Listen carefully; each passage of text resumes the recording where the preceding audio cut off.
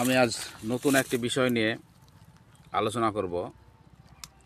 তো আমরা বিভিন্ন স্কুলে লক্ষ্য করি 3 থেকে 3.5 বছরের বাচ্চাকে স্কুলে ভর্তি করছে নার্সারিতে।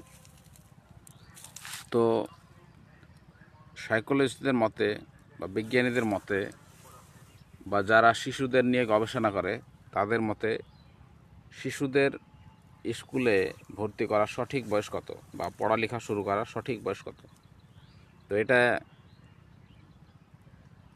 এক দীর্ঘ আলোচনার বিষয়, তর্ক বিতর্কের বিষয়, সঠিক বয়স কত হবে। কিন্তু একটা বাচ্চার মানসিক এবং শারীরিক সক্ষমতা অনুযায়ী সেই শিশুদের শিক্ষা দেওয়া উচিত।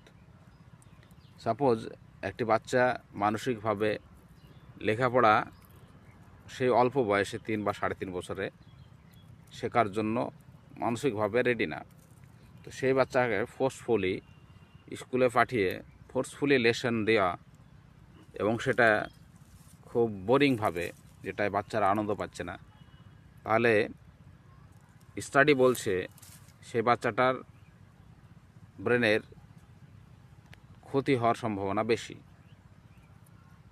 কারণ সে বাচ্চাটা পড়াশোনাটাকে অনুভব করছে না, জোর করে তার প্রয়োজন নাই সেই বয়সে সেই জিনিসটা জানার, কিন্তু ফোর্সফুলি তাকে সেটা শেখানো হচ্ছে। এর ফলে তার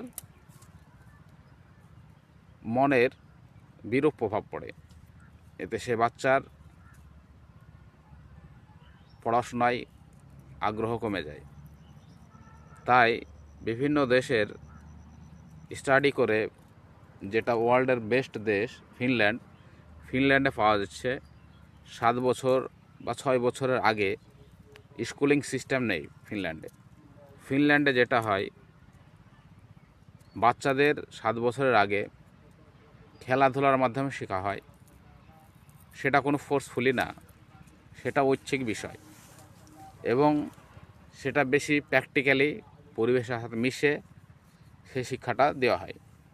সেটা খাতা কলমের কোনো বইয়ের বা খাতা কলমের জ্ঞান না, সেটা বিভিন্ন জায়গায় গিয়ে ভিজিট করে সেই বিষয়টা নিয়ে হয়তো কিছু বলা বা জানা, এইভাবে বাচ্চাদের শিক্ষা দেওয়া হয় এবং সেটাও ঐচ্ছিক। কোনো বাচ্চা যদি না নেয় তাতে কোনো সমস্যা নাই। কেবলমাত্র 7 বছর বয়স বুঝলে তারা নিয়ম মাফিকভাবে স্কুলিং সিস্টেম চালু করে ফিনল্যান্ডে। তথ্য বলছে ফিনল্যান্ডের বাচ্চারা বেশি সফল। তারা বিভিন্ন বিষয়ে পুরা বিশ্বে সব থেকে এগিয়ে আছে। তারা বেশি মেধাবী এবং তারা 7 বছর বয়সে পড়ালেখা শুরু করে 15 বছর বয়সে পুরো পৃথিবীতে সমস্ত দেশের বাচ্চাদের থেকে বেশি ট্যালেন্টেড হয়।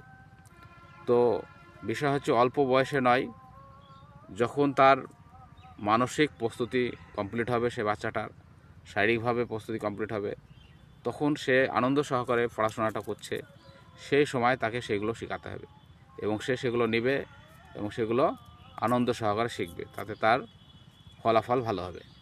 ধন্যবাদ।